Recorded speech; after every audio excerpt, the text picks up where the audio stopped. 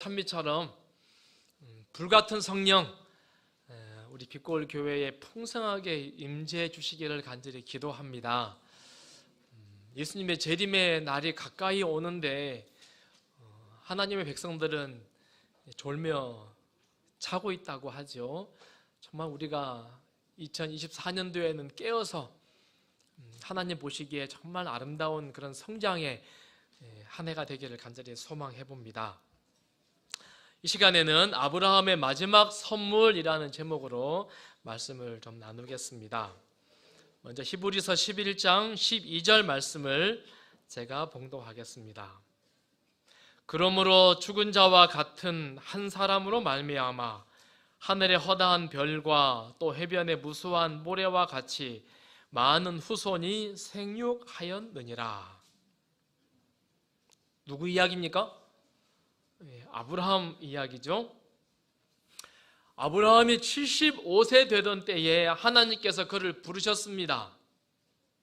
그리고는 아브라함아, 너의 고향, 친척, 아버지 집을 떠나서 내가 내게 보이는 한 땅으로 가라 하고 명령했습니다. 그리고 아브라함은 하나님의 약속을 믿고 믿음으로 갈 바를 알지 못하지만 갑니다. 얼마 있지 않아서 하나님께서 그에게 말씀하십니다. 내가 내 자손이 땅에 티끌 같게 하리니 사람이 땅에 티끌을 능히 셀 수 있을진데 내 자손도 세리라. 다시 말해서 아브라함의 자손이 얼마나 많다고요? 땅에 티끌처럼 많아질 것이다 라고 하는 약속을 해 주셨습니다. 아브라함 나이 75세, 아내 사라의 나이 65세. 이들이 나이가 제법 되었지만 하나님의 약속을 믿었습니다. 그리고 10년쯤 흘렀습니다. 창세기 15장 5절 하늘을 우러러 무뼈를 셀 수 있나 보라. 내 자손이 이와 같으리라. 자, 질문입니다. 85세 때 아브라함의 자손이 몇 명 있었습니까? 몇 명이에요? 빵명. 아무도 없어요. 그런데 85세에게 75세 때 땅에 티끌같이 내 자손이 많을 것이다. 10년 지났는데 아마 노력했겠죠? 10년이 지났는데도 아무도 없어요. 그러나 하나님은 말씀하시기를 하늘을 우러러 무별을 셀 수 있나 보라. 내 자손이 이와 같으리라. 진짜 중요한 질문. 하나님의 이 약속은 성취되었습니까? 성취되지 않았습니까? 성취되었습니까? 언제요? 아브라함이 눈을 감은 다음에요? 네 자손이 땅에 티끌같이 많아질 것이다. 하늘의 무별처럼 많을 것이다 라고 하는 약속이 언제 성취되었습니까? 언제? 믿음의 자손, 우리가 하나님의 아들, 하나님의 딸, 아브라함의 후손이죠. 영적으로 우리를 보고 지금 성취되었다라고 말하는 것일까요? 이 약속이 언제 성취되었을까? 아브라함은 살아 생전에 야, 내 자손이 정말 하늘의 별처럼 땅의 티끌처럼 많구나 라고 하는 생각을 갖고 죽었을까요? 아이고, 한 명밖에 없네 하고 죽었을까요? 전자요, 후자요? 아브라함은 살아 생전에 사신의 약속이 하나님이 그에게 하신 약속에 성취되어 가는 모습을 와, 하나님이 성취하시구나 하고 느꼈을까요? 아브라함의 일대기입니다. 75세 때 하나님이 아브라함을 부르십니다. 그리고 우리가 잘 아는 것처럼 아브라함 100살, 아내는 몇 살? 90살. 사레가 90살 때 이삭을 낳습니다. 그리고 137세에 아브라함 나이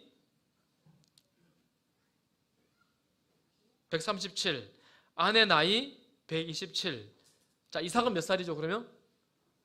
137세에 엄마 사라가 사망합니다. 그리고 아브라함의 140살 될 때에 이삭이 40살 될 때에 리브가하고 결혼합니다.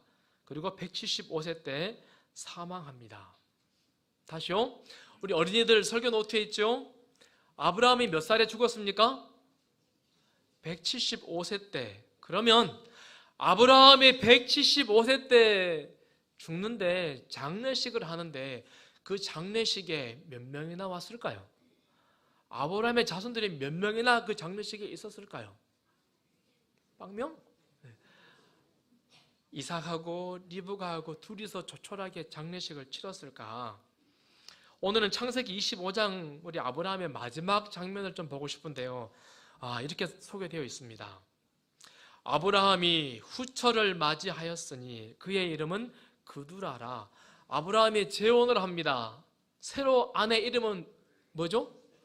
그두라. 이때의 나이가 아브라함의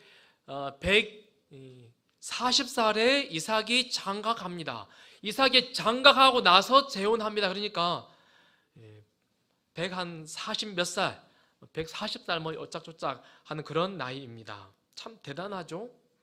몇 살에 재혼해요? 140살에 재혼을 했답니다. 재혼한 아내의 이름은 그두라. 그리고 그두라가 아이들을 낳습니다. 그가 시므란, 욕산, 무단, 미디안, 이스박, 수아를 낳습니다. 자, 아들 몇 명 낳았습니까? 그두라가 6명을 낳았습니다. 그리고 손자들도 낳습니다. 욕산은 스바와 드단을 낳고 드단 자손은 아수르 족속과 르두시 족속과 르움미 족속, 그리고 미디안은 에바, 에벨, 한욱, 아비다, 엘다. 참 이름도 어렵네요. 자, 손자들 몇 명 나왔습니까? 얼른 세어보세요. 몇 명입니까? 10명이죠. 손자 10명을 낳았습니다. 창세기 25장은 아브라함의 마지막 순간을 소개하는데요. 아브라함이 죽을 때 보니까 아들들이 여럿 있네요. 손자들도 여럿 있습니다. 그리고 장례식을 치릅니다. 근데 아브라함의 장례식에 이들만 온 게 아니에요. 또 다른 아들이 있습니다. 12절, 사라의 여종 애굽인 하갈이 아브라함에게 낳은 아들 이스마엘의 족보는 이러하니라. 그리고 바로 앞절 9절에 보면요, 아브라함이 죽었을 때에 이삭과 이스마엘이 아버지 장례를 치렀다라고 소개합니다. 다시 말하면요, 여기 나와 있는 이스마엘과 이스마엘의 아들들이 그 장례식에 함께 왔다더라 라고 지금 소개하고 있는 것입니다. 자, 이스마엘의 아들들, 아브라함의 손자들이죠. 느바옅, 게달, 아부엘, 밉삼, 미스마, 두마, 마사, 하닷, 데마, 여둘, 아비스, 게드마.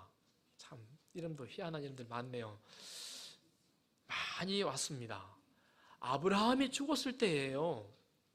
단지 이삭하고 리브가하고만 아버지 어떻게 해요 하고 울고 하는 장례식이 아니라 아들, 손자들 굉장히 많지요? 제가 정리해봤습니다. 자기 진짜 본처는 죽고 없고, 하갈이 뭐 종이라고 해야 될까요? 아내라고 해야 될까요? 그 다음에 그두라. 아들들은 이삭과 이스마엘, 그 다음에 시므란, 욕산 쫙 있습니다. 전체 제가 세어보니까요, 몇 명이냐면요, 31명입니다. 아브라함이 죽을 때 몇 명 와 있어요? 자기 자손들이 몇 명이에요? 31명. 그런데 제가 지금 물음표 해놨습니다. 아들들이 6명에 7, 8명이면 며느리들은 몇 명일까요? 그리고 손녀들도 없습니다. 우리 족보는요, 남자 위주로 적히잖아요. 아마 손녀들도 수가 많이 있을 것 같습니다. 그리고 혹시 손자들의 가족들도 있다고 생각됩니다. 그래서 남자들 수 곱하기 2 하면 60명이 넘습니다. 자, 또 있어요. 여기는 아브라함의 아들들만 기록이 되었습니다. 아브라함이 딸들도 낳았을까요? 물론요. 그렇다면 딸들과 딸들의 손자들과 손녀들과 합치면 몇 명입니까? 제가 얼른 계산해봐도요, 100명이 넘어요. 여러분 혹시 우리 성도들 가운데 돌아가실 때 아들, 딸, 손자 해가지고 100명 모이는 집 봤습니까? 제가 아직 인생을 덜 살아 그런지 그런 집 제가 못 본 것 같아요. 많은 집이 있긴 하지만은요. 제가 이 모습을 가만히 보면서요, 아브라함아, 내 자손이 하늘의 별처럼 땅의 티끌처럼 되겠다라고 주께서 약속하셨는데 이 약속이 아브라함 생전에 이루어져 가는 모습을 아브라함이 봤다라고 하는 것입니다. 그저 막연하게 아이고 우리 아들 이삭밖에 없는데 아이고 하나님 내 약속을 하나님의 계획을 언제나 이루시려나 라고 하면서 언젠가 당신의 계획이 약속이 이루어지겠지 라고 바라보는 것이 아니고 창세기 25장에 그가 죽는 순간에 하나님께서 하늘의 별처럼 땅의 티끌처럼 내 자손들이 많아질 거라고 하는 약속을 지금 이루어가고 있구나. 아브라함이 감사했을까요? 네, 물론요. 그래서 하나님이 아브라함에게 주신 마지막 선물 첫 번째는 우리 하나님은 약속을 반드시 지키시는 하나님이시다 라고 하는 장면을 아브라함에게 보여주셨다라고 하는 것입니다. 히브리 11장 12절 그러므로 죽은 자와 같은 한 사람, 말 그대로 아브라함은 죽은 자와 같은 사람이었습니다. 우리가 흔히 설교할 때에요, 아브라함이 나이가 100살이었습니다. 100살이 아이 낳을 수 있습니까? 불가능하지요. 그리고는 사라의 나이가 90이었다 그래요. 사라가 뭐라 그럽니까? 내 나이가 얼마인데 내가 늙었는데 아들을 낳을 수 있습니까? 내가 생리가 안 한 지가 꽤 됐습니다. 어떻게 내가 아들 낳습니까? 불가능합니다 라고 말했습니다.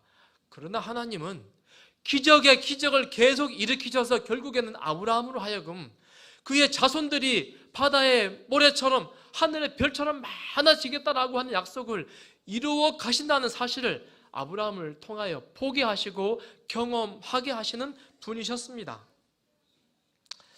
물론 히브리 11장 말씀이나 창세기 여러 말씀들이 어떤 사람은 믿음의 조상 그리고 이스라엘 가계 이삭의 자손들을 두고 하는 말이다 라고 말할 수도 있습니다. 그러나 성경은 단정적으로 한정되게 말하지 않습니다. 네 자손이 하늘의 별처럼 네 자손이 바닷가의 모래처럼 이라고 말씀하고 있습니다. 제가 이 모습을 가만히 보면서요, 하나님이 우리에게 수많은 언약의 약속들을 하십니다. 여러분 성경에서 말하는 그 약속들을 어떻게 생각하십니까? 아니 언젠가 먼 훗날 혹은 영적으로 혹시 이루어질 거야 라고 그렇게 치부하고 생각해버리지는 않는지 모르겠습니다. 하나님은 당신의 백성들에게 하신 약속은 반드시 지키십니다. 아브라함에게 지금 이렇게 지키시고 계시잖아요.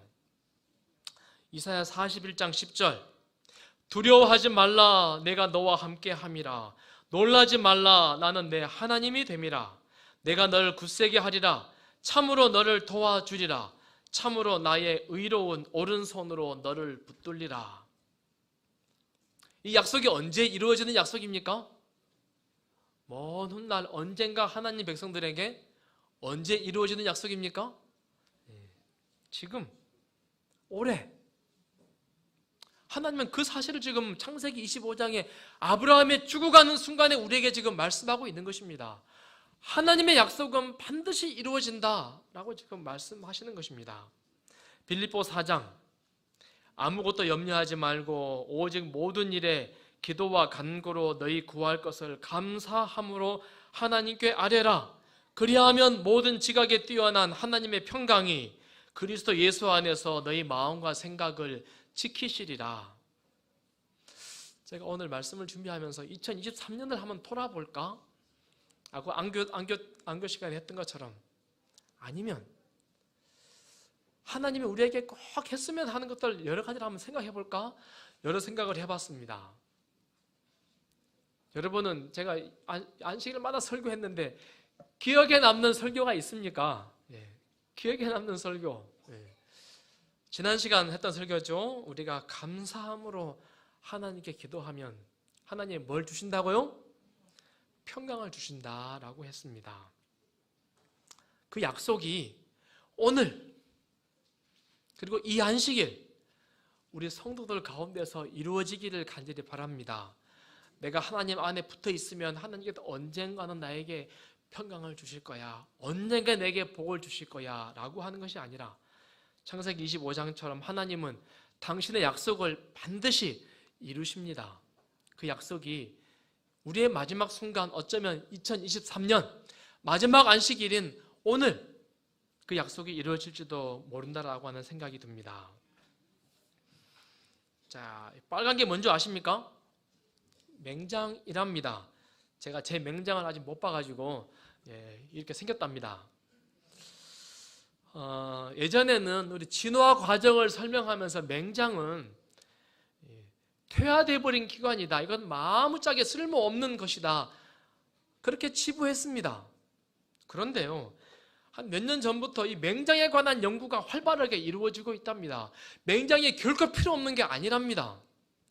우리 과학자들이 말하기를 우리 몸의 면역 체계의 중요한 역할을 이 맹장이 담당하고 있답니다. 그리고 우리 몸에 유익한 균들을 특별하게 보관하고 이것들이 필요한 것을 보내기 위한 장치로 맹장이 사용된다라고 해요. 혹시 우리 가운데 맹장 없는 분 계시죠? 걱정스럽네, 여러분. 면역 체계가 지금 망가졌습니다. 예. 그런데요, 흔히 말하기를 맹장이라고 하는 것을 영어로 appendix라고 이야기하는데, 뜻은 부록이라는 뜻이랍니다. 부록. 다 하고 나서 마지막 조금 남은 거, 그거 뭐 해도 그만 안 해도 그만 이라고 하는 것이라고 해요. 우리는 어쩌면 2023년 12월 30일, 오늘은 우리 올해 중에 부록과 같다 생각이 됩니다. 내일 한 분에게는 굉장히 중요한 날이겠지만 우리 대부분의 성도들 내일 하루 그거 있어도 그만 없어도 그만 하는 날 아닙니까? 부록 같은 날, 부록 같은 시간일 수 있습니다. 그러나 아브라함은 인생 다 살고 나서 아브라함이 죽는 그 순간에 어쩌면 창세기 25장 부록 같은 한 페이지를 딱 남겨놓고 나서는 뭐라고 해요? 하나님은 반드시 약속을 지킨다라고 하는 사실을 아브라함에게 설명하십니다. 이 설명되는 이 경험이 우리 빛고울 모든 성도들에게 좀 경험되면 얼마나 좋을까요? 하나님은 정말로 성실하십니다. 하나님은 신실하십니다 라고 하는 사실이 부록 같은 오늘 그리고 내일 마지막 남은 이틀 동안에 우리 성도들이 꼭 좀 경험하면 얼마나 좋을까 라고 생각을 해봅니다. 마태복음 28장 20절, 내가 너희에게 분부한 모든 것을 가르쳐 지키게 하라. 볼지어다 내가 세상 끝날까지 너희와 항상 함께 있으리라 하시니라.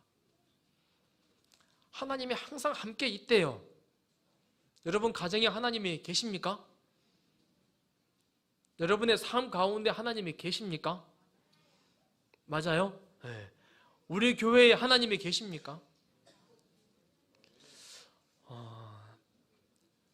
우리 성도들이 아브라함이 창세기 25장에서 만났던 그 하나님, 그런 하나님을 우리가 좀 경험하면 얼마나 좋을까요? 막연하게 하나님이 계시지요.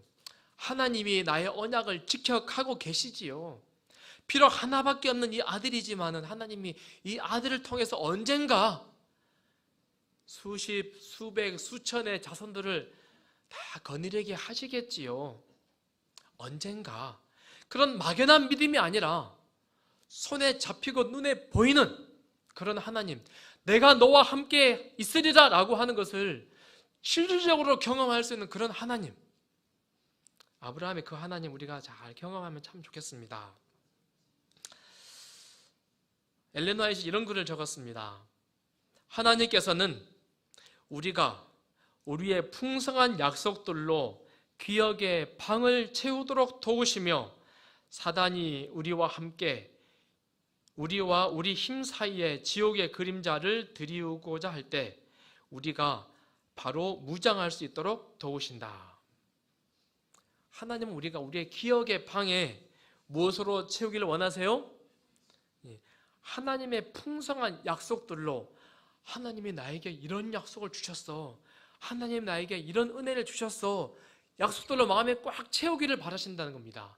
이것이 막연한 것이 아니라 아브라함이 경험한 것처럼 손에 잡히는 그런 약속들이 우리 마음속에 꽉 채워지기를 바란다라고 하는 겁니다.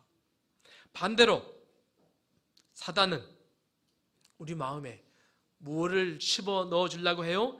지옥의 그림자가 드리워지도록 짜증, 불안, 불평, 우울, 험담, 상함, 이것들로 마음에 가득 채워지도록 사단 마귀는 애를 쓴다라고 하는 것입니다.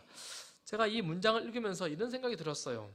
우리 마음은 전쟁터인데 우리 마음에 어떤 그림을 거느냐의 전쟁이라고 생각됩니다. 그림 걸기 전쟁터. 무슨 그림?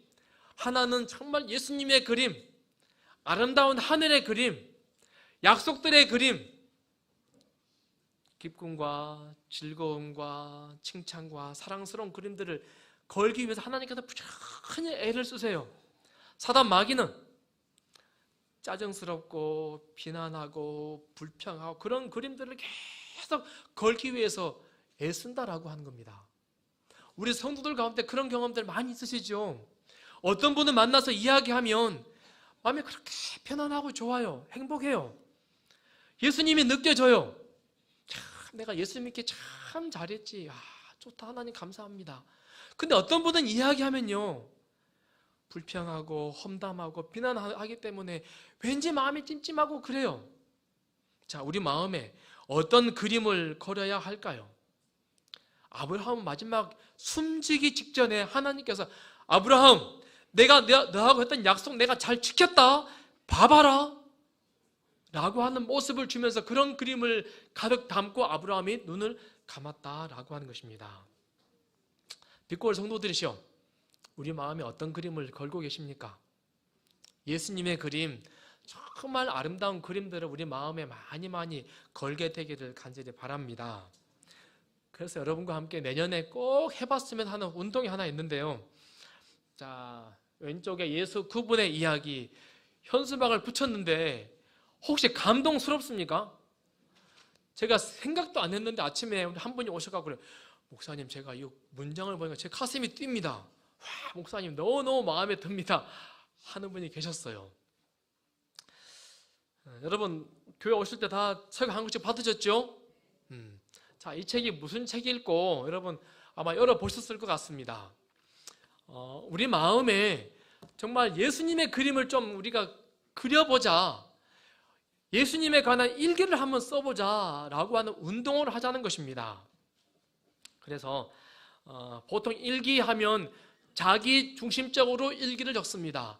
내가 오늘 뭐 했고, 내가 오늘 무슨 일, 기뻤던 일, 슬펐던 일, 나의 중심적으로 일기를 우리가 적습니다. 그러나 이건 누구 이야기예요? 예수님의 이야기를 여기 한번 적어보자 라고 하는 것입니다. 예수님의 이야기. 그래서요, 책을 펴보시면 맨 첫 부분에 매일의 말씀 묵상이라고 하는 부분이 있습니다. 문구는 좀 다릅니다, 여러분하고. 성경절들이 쫙 써져 있습니다. 1년 365일 2024년도 날마다 있는데요, 보시면 범위가 결코 많지 않습니다. 좀 부담스러운 분은 성경책만 읽어도 좋겠습니다. 정말 한 달, 두 절인 경우가 정말 많아요. 그리고 좀 더 이 말씀의 의미를 알고 싶다 그러시면 우리 시대의 소망이나 혹은 산상보훈이나 혹은 실물교훈을 찾아보시면 훨씬 더 그 말씀의 의미가 이해될 거라고 생각이 되어집니다. 말씀을 날마다 일어나셔서 맨 먼저 해야 할 일, 말씀을 읽기 하겠습니다. 우리 한번 해보시겠습니까? 예.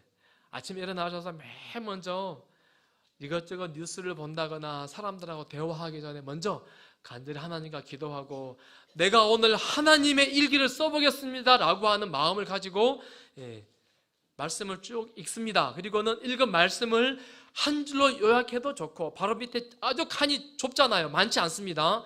짧게 말씀을 요약하셔도 좋고, 아니면 내가 오늘 이 말씀에 의해서 난 이렇게 한번 살아보겠습니다, 여러분의 결심을 적으셔도 좋겠습니다. 오늘 나는 뭘 하는 날이에요? 예수님의 일기를 나는 오늘 적는 날입니다. 예수님의 이야기를 나는 하는 날입니다. 예수님에 관한 이 일기 내용을 간단하게 적습니다. 그리고 가능하다면 우리가 일주일 동안 읽었던 말씀을 가지고 우리 설교를 한번 해보려고 저도 애써 보겠습니다. 그리고 2단계, 예수님 생각이라고 되어 있는 부분 있죠? 거기에 박스가 되어 있고 여러 칸칸들이 있습니다. 내가 일어나서 예수님 생각을 내가 어떻게 했는지, 혹은 밥 먹을 때 내가 예수님 생각을 했는지, 혹은 기도할 때 당연히 예수님 생각하지만은 예수님에 관해 내가 무슨 생각을 하면서 기도했는지 한번 체크를 하고 어떤 생각을 했는지 한번 기록해 보는 것입니다. 아마 이런 부분은 예수님 생각부터는 이제 하루가 맞춰질 때 우리가 기록하겠지요. 그 다음에 하루 종일 예수님 생각을 쭉 하셨다가 3단계 또 순종해서 혹은 감사해서 행복했던 것들을 거기다 적어보는 것입니다.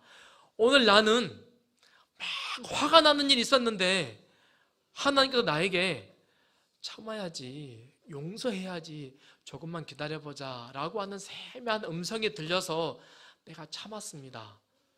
그랬더니 내게 이런 행복이 왔습니다. 내가 우울하고 짜증이 났는데 하나님께 나에게 이렇게 말씀해 주셨어요. 내가 그 음성에 순종했습니다. 그럴 때 나에게 이러한 행복이 있었습니다. 한번 거기다 적어보는 거예요. 아니면 감사, 오늘 나는 이러이러한 감사들이 있습니다. 여러분, 칸이 결코 많지 않습니다.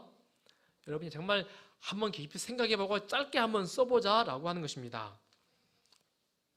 그리고 4단계 기도 행복입니다. 제가 저지난 시간에 은밀한 기도에 관해서 설교했습니다. 우리가 간절히 기도할 때 가능하면 오래오래 다른 사람들을 위해서 기도할 때 내 마음이 참 행복하고 흐뭇합니다. 그 행복을 거기 한번 기록해보자 라고 하는 것입니다.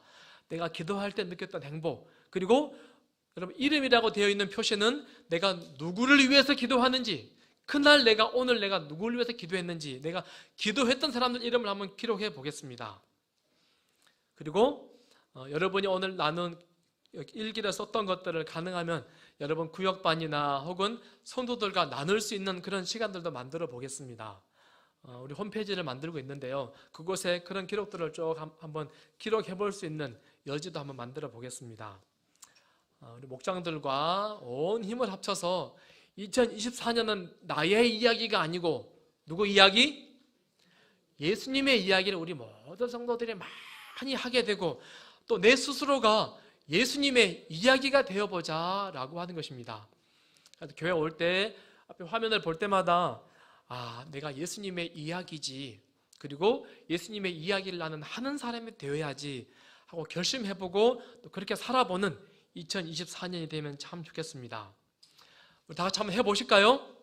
자, 내일은 31일이고 자, 월요일부터 시작하는 것입니다. 저도 여러분에게 카톡으로 또 한번 안내를 하고 여러분 목장들께서 안내해 주실 것 같습니다. 우리 2024년은 정말 예수님의 이야기를 하고 예수님의 이야기가 되는 우리 교회가 되기를 간절히 소원합니다. 두 번째, 하나님의 아브라함에게 주신 두 번째 선물은요, 아들들이 함께 했다라고 하는 것입니다. 창세기 25장 9절, 그의 아들들인 이삭과 이스마엘이 그를 마므레 앞 해쪽 속 소알의 아들 에브론의 밭에 있는 막벨라 굴에 장사하였으니. 아브라함이 죽고 나니까요, 아들 둘이 와가지고 특별히 두 아들이 아브라함을 장사 지냈다라고 소개합니다. 물론 이삭과 이스마엘만 장사 지낸 것은 아닐 것입니다. 근데 굳이 두 사람의 이름을 같이 적어놨어요. 왜 그랬을까요? 우리가 아시는 것처럼 이스마엘과 이삭은 결코 함께 할 수 없는 사람들입니다. 어느 날 하나님이 아브라함과 사라에게 오셨습니다. 약속의 아들을 주겠다라고 약속했습니다. 그러나 시간이 지나도 아브라함이 자식이 없어요. 아브라함 나이가 90이 되었습니다. 사라가 조마심이 들었습니다. 우리에게 약속의 아들이 주어지지 않으니 나의 몸종 하갈하고 사이에서라도 아들을 낳아야 되겠다. 하갈에게 들어가라고 이야기합니다. 그래서 아브라함과 하갈 사이에서 아들을 낳습니다. 아들 이름이 이스마엘. 그런데 종이 아들을 낳고 나니까는 자기가 마치 마님이 된 것처럼, 자기가 주인이 된 것처럼 행세하는 것입니다. 우리 부조화 선지자는 이렇게 말합니다. 이 하갈이 거만한 정신으로 우쭐대고 무례한 태도로 자기가 민족의 어머니가 되었다라고 생각했다라고 소개합니다. 이제 모든 민족의 조상이 누가 됐다? 내가 되었다라고 생각하고 주인 마님을 학대하고 무시하는 것입니다. 그러나 사라는 그의 거만한 태도에 참지 않았습니다. 하갈을 막 괴롭히고 무시하고 그 다음에 아브라함을 등에 업고 그를 쫓아내려고 애를 쓰는 것입니다. 그래서 하갈하고 이스마엘하고 여기저기 막 쫓겨다닙니다. 그리고 시간이 지나서 아브라함 나이 100살 때 드디어 이삭이 태어났습니다. 그리고 이삭이 젖을 떼는 행사를 합니다. 제법 컸단 말이겠죠. 온 민족들, 이 가족들이 다 기쁨에 박수를 치고 드디어 이삭이 젖을 떼게 됐다고 축하한다고 막 박수를 칩니다. 근데 굉장히 그 순간이 찜찜하고 속상한 두 사람이 있습니다. 하갈과 이스마엘. 부조화 선지자 표현에 보면 모자의 야망이 좌절되는 순간이었다라고 소개합니다. 너무너무 하갈도 속상하고 이스마엘도 속이 상했습니다. 이스마엘이요, 제법 큰 이스마엘이 이삭을 향해서 막 조롱하고 남들 보는데 공개적으로 핀잔을 주는 것입니다. 그래서 도저히 이삭과 이스마엘이 같이 있으면 안 되겠다 라고 생각하고 아브라함이 하갈과 이스마엘을 그들의 집에서 내쫓습니다. 3000년 전 고대 아주 척박한 지역에서 여자가 이 아이 하나를 데리고 산다라고 하는 것은 대단히 힘들고 답답한 그런 분위기 아니었겠습니까? 아마 그들이 아브라함이 간간히 도와주긴 했겠지만 아마 그런 이야기 많이 했을 것 같아요. 우리가 지금 이 고생을 하는 것은 누구 때문이다? 이삭 때문이다. 아마 이삭을 향해서 아마 이를 갈고 이삭만 태어나지 않았으면 우리가 저기 저 부잣집에서 떵떵거리고 마님으로서 왕자로서 살아갈 거인데 저 이삭 때문에 굉장히 서운하고 서먹서먹했을 것 같습니다. 그러나 시간이 많이 흐른 다음에 아버지 아브라함이 죽었을 때 아들 둘이 함께 와서 장사를 지냈다라고 성경에 소개하고 있습니다. 어떻게 화해했을까요? 성경이나 예언의 시는 이 부분에 관해서 침묵하고 있습니다. 서운한 마음이 있고 억울한 마음이 있고 쟤 때문에 내가 이 고생을 하고 사는데 라고 하는 마음이 있지만은 그러나 하나님께서 아브라함에게 복을 주셔서 두 아들이 그의 임종을 지켜보고 그에게 와서 그의 죽음을 장사하게 하도록 하는 복을 아브라함에게 주셨다라고 하는 것입니다. 2023년 아브라함의 두 아들들이 서로 화해하면서 장례, 초상을 치르는 모습 보면서 우리의 마지막도 그러한 모습을 가져야 하지 않을까라고 생각을 해봅니다. 억울하고 서운하고 속상한 그런 마음 혹 있습니까? 그러나 마지막에는 화해하고 서로 마음을 푸는 것이 마지막 끝이다라고 하는 것입니다. 창세기 49장에도 야곱의 마지막이 소개되고 있습니다. 야곱이 나의 인생은 험악한 세월이었습니다 라고 소개합니다. 우리 아시죠? 야곱의 12아들들이 날마다 치고받고 싸우고 요셉을 어떻게 합니까? 구더기에 집어넣고 그 다음에 노예로 팔아버리고 참 파란만장한 그들의 삶을 삽니다. 그러나 야곱의 마지막은 해피엔딩입니다. 12아들들이 다 모여서 아버지 임종을 지켜보고 서로 화해하고 끌어안고 포옹하고 그 모습을 보고 요셉의 품 안에서 야곱이 눈을 감습니다. 야곱은 그래서 행복한 사람이었습니다. 마지막이 가족들이 다 화해하고 하는 모습으로 그의 숨을 마지막 거두었습니다. 우리도 혹 2023년 파란만장한 어떤 혹 그런 부분들이 있었습니까? 믿음의 조상들이 했던 것처럼 그렇게 아름다운 마무리가 되어지기를 간절히 소원합니다. 아이야 코카라고 하는 사람이 있습니다. 되게 유명한 책인데 옛날 전 세계적인 베스트셀러였다 그래요. 크라이슬러 자동차 회사 회장님이 자서전을 썼습니다. 근데 이분은 원래 포드 자동차의 사장이었답니다. 이 회사가 어려울 때 열심히 정말 헌신적으로 해가지고 회사를 아주 반석 위에 반듯하게 올려놓았습니다. 그런데 어느 날 1978년 여름 포드 자동차 이사회에서 알 수 없는 이유로 당신 내일부터 나오지 마세요 해고를 했습니다. 이유를 알 수 없어요. 수소문 해보니까 소위 파워게임에 밀린 것입니다. 굉장히 속상했습니다. 내가 이 거대한 회사를 만들기 위해 내가 얼마나 잠도 안 자고 애썼는데 아무 말 없이 나를 이렇게 쫓아낸다고? 있을 수 없는 일이야. 무슨 마음이 들까요? 마음에 복수. 내가 가만히 두지 않으리라. 이 회사에 내가 비밀들, 영업 노하우들 내가 다 이야기해버리라. 나한테 그럴 수 있어? 잠이 오지 않는 것입니다. 며칠째. 근데 이 사람은 하나님을 믿는 사람이었나 봅니다. 마음속에 복수하고 믿음하고 두 사이가 내 마음에 굉장히 갈팡질팡했습니다 라고 회고합니다. 그리고 마음속에 울림이 울립니다. 복수할 것이냐 아니면 하나님의 인도를 따를 것이냐. 여러분 어떻게 해야 합니까? 평생 갖고 오는 회사에서 아무 말 없이 해고해버린 겁니다. 그리고는 아무 능력도 없는 소위 낙하산 한 사람이 와가지고 자기 자리를 차지하고 있어요. 어떻게 해야 합니까? 가만히 놔둬야 됩니까? 네, 굉장히 마음에 고민되었습니다. 그러나 그가 고민하던 끝에 마음 한구석에 하나님이 나에게 더 좋은 자리로, 더 좋은 환경으로 인도하시려고 하는 하나님의 뜻입니다. 하나님 감사합니다. 이런 마음을 가져야 돼 라고 하는 마음의 울림이 계속 울리는 것입니다. 복수 대신에 뭐 하라고요? 감사하라고. 그리고는 하나님 내가 감사합니다. 내가 복수하지 않겠습니다. 하나님의 뜻을 따르겠습니다 하고 결심했더랍니다. 그리고 얼마 있지 않아서 크라이슬러 자동차에서 사장직 제의가 들어왔습니다. 이 회사는 다 망해버린 회사입니다. 부도가 나고 정부로부터 법정관리하에 들어가고 직원들은 다 해고당해버리고 정말 뼈대만 남은 회사. 그러나 거기 가서 열심히 일합니다. 첫 해 연봉을요 1달러 받기로 하고 갑니다. 1달러가 얼마죠? 지금 얼마입니까? 2,000원 좋아. 반올림 해가지고 1,000원, 2,000원 이거 받고 1년 동안 열심히 정말 잠 안 자고 봉사합니다. 그리고 5년 뒤에 직원들, 해고당한 직원들 다 복직시키고 나라로부터 상환금 다 갚아버리고 나라를 반석 위에 탁 세웠습니다.